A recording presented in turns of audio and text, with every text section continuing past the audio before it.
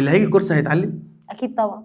اكيد طبعا. اكيد طبعا. هياخد كل محتويات الكورس وهيشتغل عملي. وهيشتغل عملي. وهياخد نظري وعملي. وعملي. هيشتغل على حد حقيقي؟ اكيد.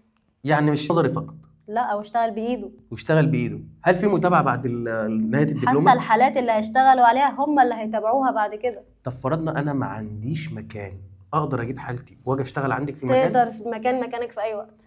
يعني مفيش اي مشكله؟ لا، مفيش اي مشكله. يعني دلوقتي لو تجيب عندي عملاء مشكله المكان تشتغل وتتدرب عليهم عندنا في مكاننا احنا.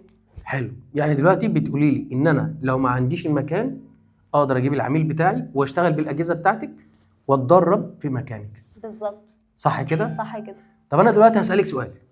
انا لسه ببدا حياتي وعايز ابدا، سواء انا شاب او سواء بنت او سواء ست بيت عندها اولادها وبتصرف عليهم، مش هقدر اجيب الاجهزه الكبيره والحاجات دي.